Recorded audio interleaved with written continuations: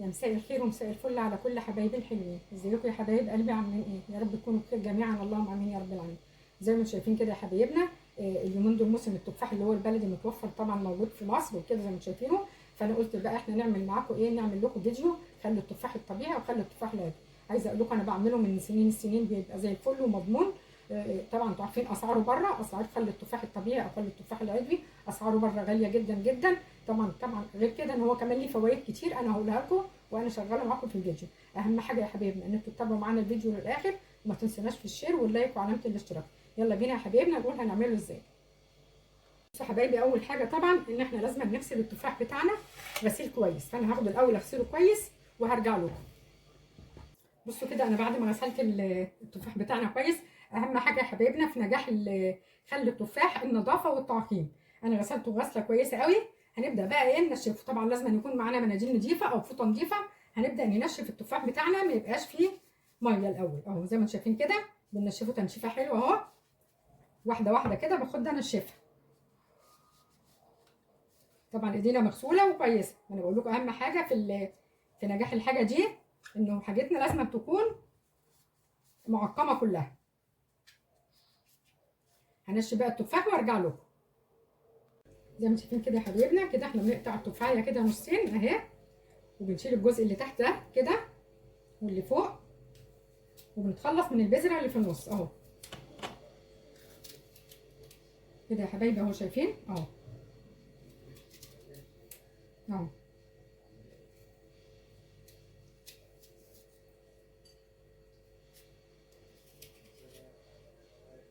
كل التفاح كله لازم يتقطع بالطريقه دي اهو. نشيل الجزء اللي تحت والبذره في النص، اخلص التفاح كله بقى وارجع لكم. زي ما شايفين كده يا حبايبنا اهو، بعد ما نضفت التفاح من القطعه اللي هي تحت والبذور، هبدا بقى كده زي ما انتم شايفين كده هنقطع التفاح قطع صغيره زي ما انتم شايفين كده يا حبايبي اهو. عايزه اقول لكم بقى يا حبايبي ان فوائد خل التفاح بيساعد على التخسيس ونزول الدهون البطن والكرش، بيساعد على تنظيم السكر في الدم، اللهم صل على النبي، بيساعد على زياده امتصاص الفيتامينات والمعادن، كمان بيساعد يا حبايبنا على تحسين الهضم وعلاج للانتفاخ والغازات. يعني ليه فوائد كتيره قوي قوي بصراحه. هقطع التفاح كده زي ما انتم شايفينه كده كله يا حبايبنا قطع صغيره وهرجع لكم. ادي كده يا حبايبنا اهو التفاح بعد ما قطعناه قطع صغيره زي ما انتم شايفينه كده. انا بقى معايا هنا برطمان ازاز، لازم يتحط في برطمان ازاز يا حبايبنا. اوعوا تقولوا ان احنا نحطه في بلاستيك او في حاجه مثلا المونيا او حاجه. التفاح بيتفاعل مع اي حاجه تانية، لازم يتحط في برطمان ازاز. زي ما انتم شايفين كده البرطمان بتاعنا مغسول ومتعقم كويس واهو زي ما انتم شايفينه كده يا حبايبي. هنبدا بقى ننزل بالتفاح في قلب البرطمان. زي ما قلت لكم طبعا احنا ايدينا مغسوله كويس واصلا ميه سخنه وكويسه. هبدا انزل بقى كده بالتفاح في قلب البرطمان.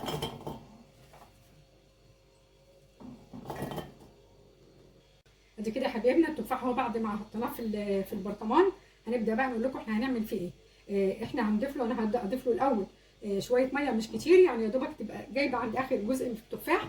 الميه يا حبايبنا لازم تكون يا اما تكون الميه معقمه، يا اما تكون ان هي ميه معدنيه، يا اما تكونوا غاليين الميه وسايبين الميه لما تبرد.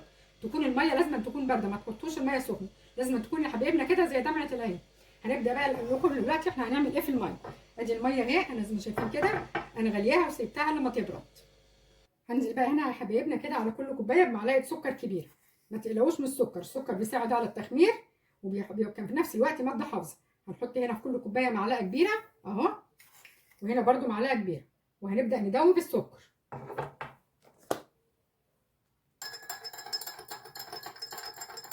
عايزه اقول لكم يا حبايبي ان كميه التفاح دي كيلو ونص تفاح، عشان تبقوا عارفين بالظبط المقدار اللي انا عاملاه. بصوا يا حبايبي بقى كده انا بعد ما دوبت السكر في الميه، ادي كده يا حبايبنا بعد ما دوبت كده السكر في الميه، انا هنا معايا بقى كوبايه ومعايا هنا خل. بس لازم يا حبايبنا يكون الخل بتاعنا يكون خل من النوع كويس. هنبدا بقى كده هنا نحط حوالي تلتين الكوبايه دي خل.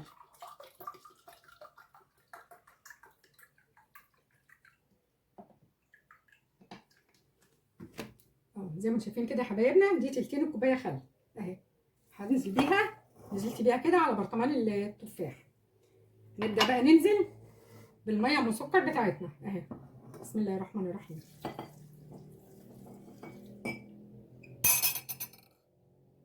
عايزه اقول لكم يا حبايبي الميه ما كفتش، فطبعا اضطريت ان انا جبت ازازه ميه معدنيه عشان مش هقدر ان انا اغلي دلوقتي وابرد اهو. هكمل بالميه المعدنيه.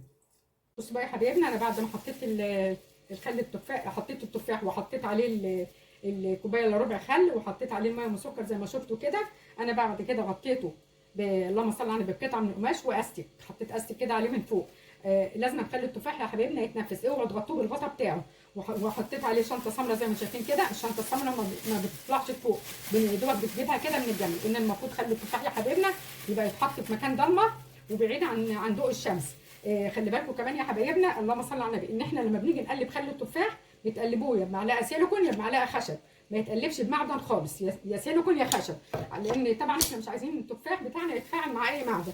انا المفروض بقى زي ما قلت لكم كده ان انا هقلبه يوم ويوم لمده 5 مرات او 6 مرات لغايه لما نحس ان خل التفاح بتاعنا بدا يعمل طبقه بيض.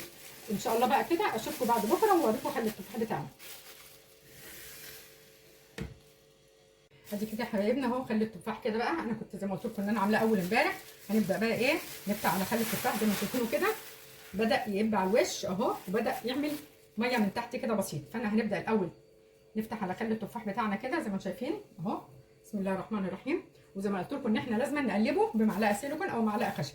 هبدا انا بقى كده اهو، تبداوا كده تنزلوه لتحت يا حبايبنا كده في قلب الميه اهو. احنا مش عايزينه يقبل يعني يبقى طالع لفوق خالص، او بمعنى اصح يعمل اي عفان اهو.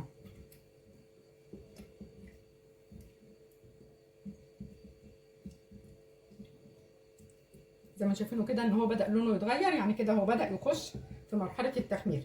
هنبدا بقى يا حبايبنا كده نغطي برده عليه تاني بنفس قطعه القماش زي ما قلت لكم، ونحط الاستك اهو، وهربط عليه كده من هنا يا حبايبنا كده، يعني مش ما تخلوش الشنطه توصل لفوق كده اهو اهو. وارجع تاني بعد بكره تاني اقلبه تاني وهوريه لكم برده. ادي كده يا حبايبنا اهو خلي التفاح دلوقتي كده بقاله كده 4 ايام، يعني كده انا تاني مره هقلبه زي ما شايفين كده اهو. خلي التفاح بتاعنا بدا يغمق زي ما شايفين، وزي ما انا قلت لكم ان هو لازم يتقلب بمعلقه سيليكون او بمعلقه خشب اهو. زي ما نبدا نهبط كده يا حبايبنا التفاح كده لتحت زي ما شايفينه كده اهو. وحاولوا تخلوا يعني تخلوا اللي فوق يطلع، اللي تحت يطلع لفوق زي ما شايفين كده اهو. زي ما شايفين كده المعنى الصح، التفاح كله يتقلب كده يا حبايبنا مع بعض اهو. وتنزلوا بقى تزقوا بالمعلقه كده التفاح لتحت، وهنبدا نغطيه تاني. بصوا يا حبايبنا بقى انا هقلبه كده لمده 4 مرات او 5 مرات. اخر مره هوريه لكم وهو عامل الطبقه البيضاء، لغايه لما اقول لكم ان انا بعد كده مش هقلبه تاني، وبعد كده اقول لكم احنا هنعمل فيه ايه ان شاء الله. زي ما انتم شايفين كده اهو. هنبدا برده نغطي تاني اهو يا حبايبنا. بسم الله الرحمن الرحيم. بالقطعه من القماش اهو اهو. وخلي بالكم ان انتوا الشنطه السمراء زي ما قلت لكم كده يا حبايبي، الشنطه السمراء تبقى كده بس، يعني ما توصلش فوق. الشنطه السمراء بتبقى هنا كده اهو بس، زي ما انتم شايفين كده يا حبايبنا اهو. ادي كده يا حبايبنا بقى دلوقتي خلي التفاح دلوقتي بقى له حوالي 50 يوم. طبعا انا زي ما قلت لكم قبل ال 40 يوم بيبقى خمره، فانا بسيبه 10 ايام زياده بتاخدوا منه نتيجه احسن، وفي نفس الوقت بيبقى حلال. هنبدا بقى كده نفتح على خل التفاح. بسم الله الرحمن الرحيم. وانا زي ما قلت لكم يا حبايبنا ان احنا بنغطيه بقطعه من القماش، بس قطعه القماش تكون خفيفه، ما تغطوش بقطعه تقيله، يعني بتكون حاجه خفيفه، يا اما منديل ورق من المناديل اللي هي المطبخ الخفيفه، لان لازم نخلي التفاح يتنفس كويس. لو اتغطى بحاجه تقيله لا قدر الله او بالغطا بتاعه لا كده مش هيتخمر، وفي نفس الوقت ممكن يعمل عفونه. فانتوا شايفين كده زي ما قلت لكم ان انا بغطيه بقطعه قماش خفيفه جدا اهي، وطبعا بحكمه باستك. هو كده دلوقتي بقى له 50 يوم. هنبدا بقى الاول كده نشوف خل التفاح. طبعا اول حاجه يا حبايبنا انا غاسله ايديا ومتعقمه زي الفل اهو. بصوا شايفين الخل، بسم الله ما شاء الله. بصوا اهو اهو، بسم الله ما شاء الله. هنبدا الاول كده ابص عليه. بسم الله الرحمن الرحيم. عايزه اقول لكم اهو كمان بسم الله ما شاء الله عامل تفاح اهي. انا هبدا اطلعها الاول عشان بعد كده اقول لكم احنا هنعمل ايه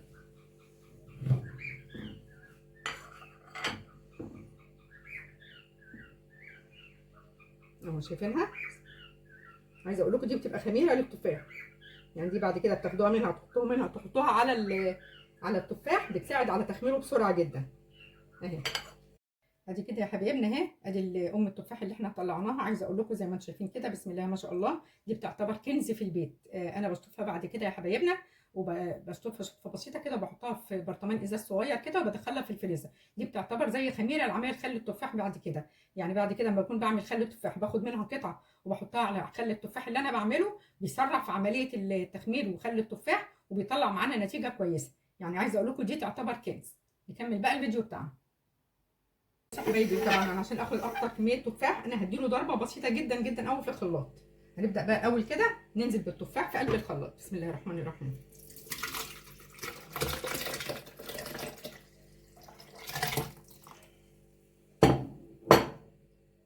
صح يا بنا، هي لفه واحده بس في الخلاط، يعني مش بتفرموه قوي، لا هي دوبك ضربه واحده في الخلاط. زي ما انتم شايفين كده يا حبايبي، انا اديته يا دوبك ضربه واحده بس في الخلاط. هنبدا بقى نصفيه يا حبايبنا. انا هنا معايا قطعه من القماش خفيفه جدا او قطعه شاش. اهم حاجه ان القطعه تكون يعني تكون ضامنين نظافتها. هبدا بقى انزل بسم الله الرحمن الرحيم بخل التفاح اللي احنا ضربناه. زي ما انتم شايفين كده اهو، يا دوبك انا اديته ضربه واحده. ببدا بقى كده يا حبايبي اهو، انا مسكته كده ولميت القماشه. هبدا بقى كده اعصر عليه، اتك عليه جامد او اعصره جامد، على اساس احنا اننا نستفيد باكبر كميه خل تفاح من نفس التفاح.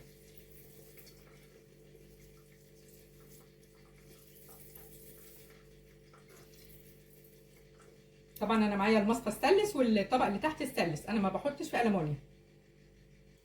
ادي كده يا حبايبنا اهو، بعد ما عصرت اول جزء من التفاح اهو، ده اللي هو اللي طلع منه. هنبدا بقى نحطه في طبق ونكمل برده الباقي بنفس الطريقه. يا حبايبنا ادي الكميه اللي احنا طلعناها بعد ما صفينا خل التفاح. معايا بقى هنا الازاز بتاعتنا، اولا لازم تكون مغسوله ومتعقمه كويس، ومعايا قمع صغير طبعا عشان اصفيها. هنبدا بقى كده يا حبايبنا ننزل بخل التفاح بتاعنا في قلب الازاز. بسم الله الرحمن الرحيم.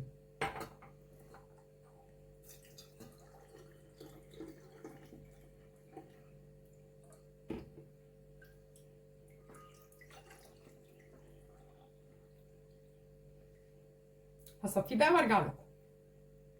ادي كده يا حبايب قلب اهو الكميه اللي احنا طلعناها بعد ما صفينا الخل التفاح وحطيناه في الازايز. زي ما شفتوا كده طلعنا كميه حلوه بسم الله ما شاء الله. عايزه اقول لكم انا مش فاكره بصراحه، انا كنت عامله 2 كيلو تفاح او كيلو ونص، لان طبعا الخل التفاح كان بقاله كده 50 يوم. عايزه اقول لكم انتوا لو هتشتروا كمان ازازه صغيره من الازاز الصغيرين دول بتشتروها غاليه جدا، لان ده خل التفاح طبيعي، مش اللي هو بيبقى واخد لون بره، لا ده الطبيعي. انا عايزه اقول لكم كمان انا بستعمله كمان للتخسيس. انا باخد معلقه خل، بسخن كوبايه ميه وبسيبها لما تبقى فتره كده، وبحط عليها معلقه الخل، باخد قبل طاقه الغداء بنص ساعه. هو مساعد كمان حلو قوي قوي للتخسيس. طبعا انتوا عارفين انا قلت لكم قبل كده في الفيديو فوائده، ليه فوائد كتير قوي. اهم حاجه بقى يا حبايبنا عايزه اقول لكم لو الفيديو بتاعنا عجبكم ما تنسونوش بقى في الشير واللايك وعلامه الاشتراك. اترككم في رعايه الله، والسلام عليكم ورحمه الله وبركاته.